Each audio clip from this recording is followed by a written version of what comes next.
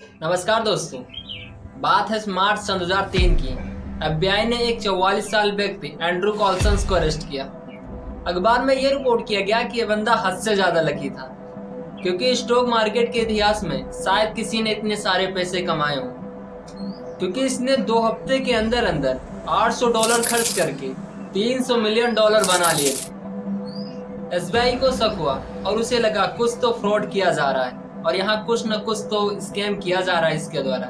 ये जरूर inside trader होगा। जब ये बात एंड्रू कॉल्सन्स से पूछी गई तब एंड्रू कॉल्सन्स ने जवाब दिया।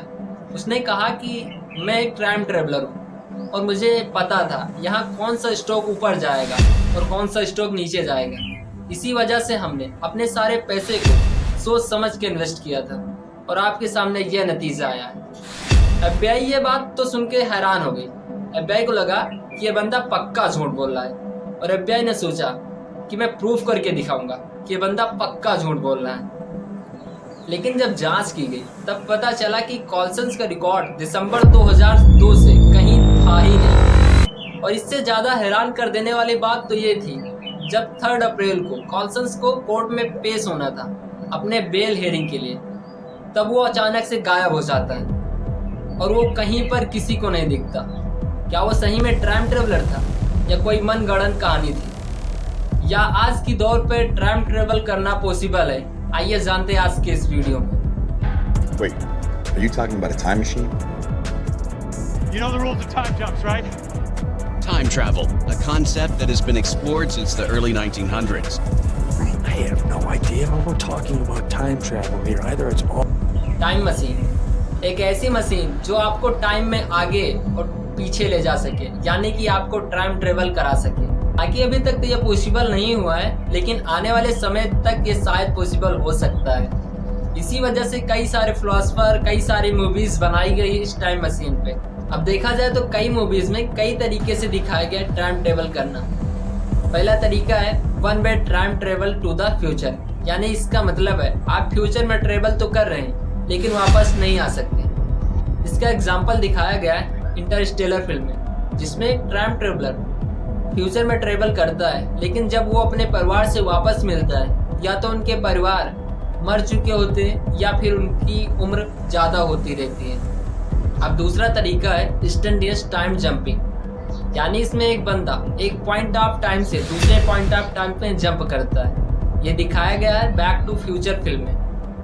तीसरा तरीका दिखाया गया है कि एक टाइम ट्रेवलर स्टिल खड़ा है और उसके आसपास टाइम घूम रहा है।